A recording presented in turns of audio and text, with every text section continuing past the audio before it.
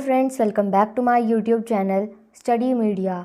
आज मैं आपके लिए लेकर आई हूँ अध्याय 11 जिसका नाम है बल तथा दाव। पिछली वीडियो में मैंने आपको अध्याय 10 किशोरावस्था की ओर करवाया था। अगर आप मेरे चैनल पर नए हैं और अभी तक आपने मेरे चैनल को सब्सक्राइब नहीं किया है तो प्लीज़ मेरे चैनल को सब्सक्राइब कर लें। मैंने अपने चैनल की प्लेलिस्ट बनाई हुई है, आप जिस भी लेसन को देखना चाहते हैं प्लेलिस्ट में जाके देख सकते हैं। तो चलिए अध्याय 11 शुरू करते हैं। विज्ञान की किसी वस्तु पर लगने वाले धक्के या खिंचाव को बल कहते हैं। प्रश्न 1, नीचे दिए गए तालिका में कुछ स्थितियों का वर्णन किया गया है। प्रत्येक स्थिति में कार्य को धक्का देना अथवा खींचने के रूप में दिखा जा सकता है।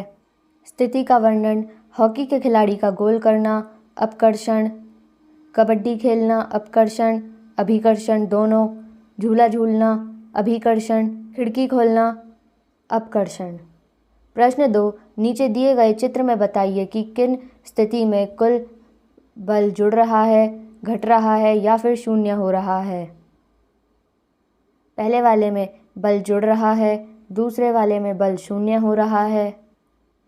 प्रश्न 3, किसी भी वस्तु पर बल लगाने पर क्या क्या परिवर्तन आ सकते हैं। इसका उत्तर है बल वस्तु की गति की अवस्था में परिवर्तन कर सकता है, बल वस्तु की चाल में परिवर्तन कर सकता है, बल किसी वस्तु की आकृति में परिवर्तन कर सकता है। गतिविधि 1, सामग्री: एक साइकिल का पहिया। प्रश्न 4, साइकिल के पहियों को तुम खिड़की की घड़ी की सहायता से ऐसे चलाओ कि उसकी गति लगभग स्थिर रहे। तुमने क्या किया, उसका वर्णन करो। इसका उत्तर है साइकिल के पहिए को गति स्थिर रखने के लिए लकड़ी की छड़ी से उसे धीरे धीरे धकेला और रोकना पड़ता है। प्रश्न 5, अब पहिए को ऐसे चलाओ कि उसकी गति बढ़ती जाए। अपने चलाने के तरीके का वर्णन करो। इसका उत्तर है पहिए की गति को बढ़ाने के लिए उसे धकेलना पड़ेगा। प्रश्न 6, तुम्हारे स्कूल बैग की कस्सें चौड़ी क्यों बनाई जाती हैं। इसका उत्तर है स्कूल बैग की बद्दी इसलिए चौड़ी बनाई जाती है ताकि बल लगाने वाले क्षेत्र का स्थान ढक जाए और दबाव कम हो जाए।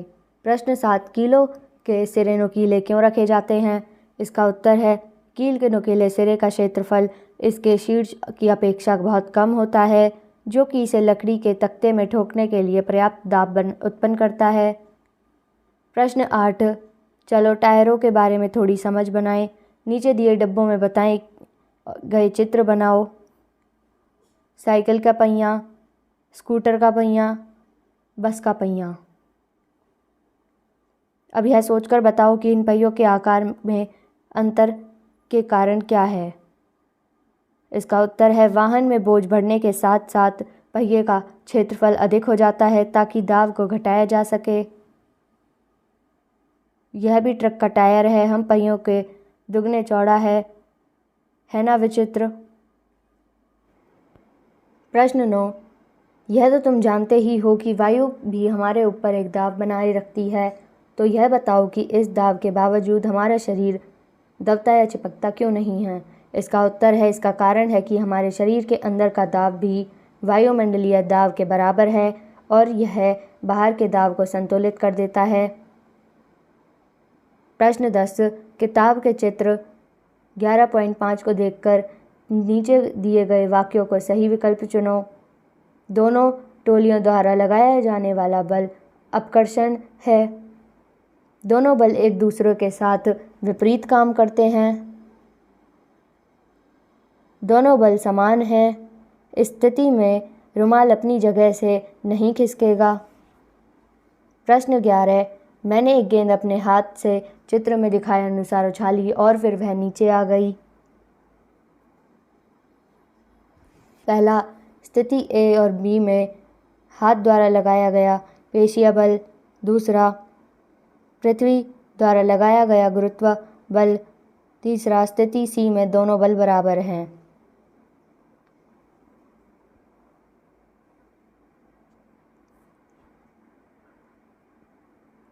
प्रश्न 12, जब हम मैदानों से पहाड़ पर जाते हैं तो कुछ लोगों की नाक से खून बहने लगता है या कभी ऊपर से नीचे आने पर कान बंद हो जाते हैं। चर्चा करके लिखो कि ऐसा क्यों होता है।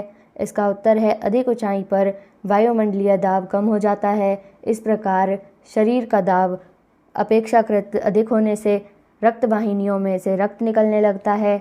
यही कारण है कि शरीर में नाक से खून बहने लगता है, जबकि नीचे आने पर वायु दाब अधिक होने से कान बंद हो जाते हैं। पृथ्वी पर रहते हुए हम हर वक्त कई प्रकार के बलों के प्रभाव में रहते हैं। अंतरिक्ष में जाकर जब ये बल लुप्त हो जाते हैं तो बहुत अजीब सा नज़ारा हो जाता है।